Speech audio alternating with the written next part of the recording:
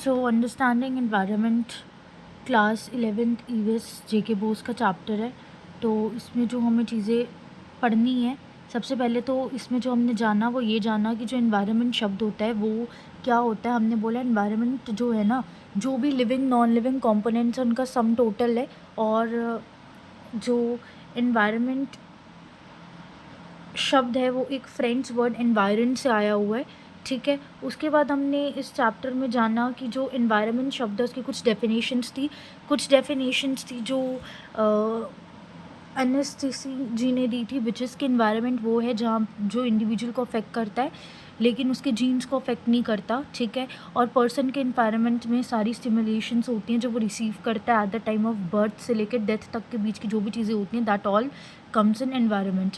फिर हमने जो एनवायरनमेंट में जाना, हमने एनवायरनमेंट के कुछ फीचर्स जाने कि एनवायरनमेंट में बायोस्फीयर वगैरह होता है, ये सब चीज़ें हमने जानी, ठीक है। उसके बाद जो हमने जस्ट अ मिनट या उसके बाद जो हमने जाना, हमने बोला कि एक एनवायरनमेंट में मैन है, ये क्लोज सिस्टम है। फिर हमने एनवायरनमेंट की क्लासिफिकेशन जानी कि ये नेचुरल है, ये सोशल है।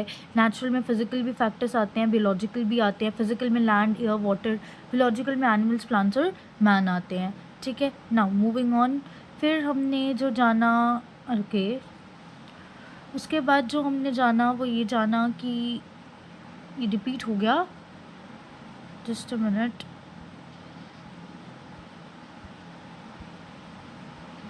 या उसके बाद हमने एनवायरनमेंट स्टडीज़ की डेफिनेशन जाने की। एक मल्टी डिसिप्लिनरी सब्जेक्ट है, अकेडमिक्स में इसको पढ़ाया जाता है। इसमें हम ह्यूमन की इंट्रैक्शन को उसके एनवायरनमेंट से डील करते हैं, ठीक है।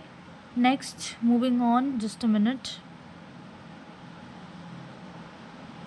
या नेक्स्ट मूविंग ऑन, हम इसमें एक टॉपिक आता है भोपाल डिज़ास्टर का, जो कि 1984 में हुआ गया था।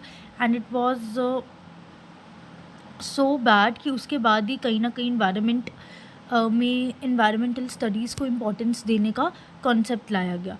अब अगर मैं इसके स्कोप की बात करूँ तो ये एक मल्टी डिसिप्लिनरी सब्जेक्ट है ना, सो इसके काफ़ी ज़्यादा स्कोप होते हैं, ठीक है ना। नेक्स्ट स्लाइड पे बात करते हैं।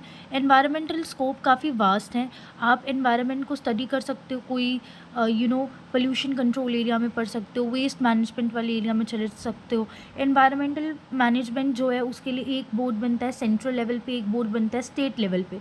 सेंट्रल वाला सीपीसीबी है, स्टेट लेवल पे एसपीसीबी है। नाउ मूविंग ऑन, एनवायरनमेंट की इंपॉर्टेंस क्या है कि एनवायरनमेंट के कॉन्सेप्ट से ही हम समझ सकते हैं बायोडाइवर्सिटी को कैसे क्लीन करना है, नेचुरल रिसोर्सेज को एफिशिएंटली कैसे यूज़ करना है। एनवायरनमेंट के कॉन्सेप्ट से हम सस्टेनेबल तरीका क्या होता है रहने का, कि इस तरीके से रहें कि फ्यूचर जनरेशन भी जी पाए, ये सब चीज़ें जान सकते हैं। अब एनवायरनमेंट एक मल्टी डिसिप्लिनरी सब्जेक्ट है जिसको हम इन सब चीज़ों में यूज़ कर सकते हैं, ओजोन लेयर की डिप्लीशन को जानने के लिए, पब्लिक हेल्थ वगैरह एंड ऑल। अब ये बायोस्फीयर से बनता है, बायोस्फीयर, लिथोस्फीयर, हाइड्रोस्फीयर, एटमॉस्फेयर का बनता है। एटमॉस्फेयर के ये सारे जोन्स होते हैं, अगले चैप्टर्स में हम पढ़ेंगे। बायोस्फीयर जो होता है वो ग्रीक शब्द से आया होता है, जिसका मतलब होता है कि ये एक ऐसा रीजन है लैंड में जहाँ पर लाइफ एग्जिस्ट करती है। और इसके बारे में इकोसिस्टम जहाँ पर लाइफ वगैरह होती है, एडवर्स साहब ने इसकी इस टर्म को कॉइन किया था। इसमें लिथोस्फीयर होता है, लिथोस्फीयर बायोस्फीयर का लैंड वाला पार्ट होता है।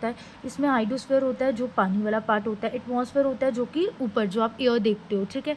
एटमॉस्फेयर में की ये चीज़ें इंपॉर्टेंट होती हैं। आर्गन 0.93% है, नाइट्रोजन 78% है, वेरी बेसिक। फिर ये एटमॉस्फेयर की लेयर्स होती हैं। अगेन चैप्टर 6 में इसको डिटेल में पढ़ते हैं कि सबसे नीचे वाली layer stratosphere, mesosphere, thermosphere. Stratosphere में ही ओजोन लेयर भी मिलती है। अब मैन और उसका एनवायरनमेंट कैसे कनेक्टेड होता है कि जो एनवायरनमेंट है वो कहीं ना कहीं ह्यूमन को अफेक्ट करता है और ह्यूमन एनवायरनमेंट को अफेक्ट करते हैं। तो they are connected somehow like this. So ये वही है कि मैन ह्यूमन पे डिपेंड होता है और ह्यूमन उसके एनवायरनमेंट पे डिपेंड होता है। एनवायरनमेंट को पढ़ के हम एक एटीट्यूड क्लियर करते हैं अपना एनवायरनमेंट के प्रति। या उसके अलावा ये थ्योरी है जिसको ऑलरेडी मैंने 1 आवर के शॉर्ट में पढ़ाया हुआ है। एंड इसके साथ फिर आपका टॉपिक ख़त्म हो जाता है। Thank you.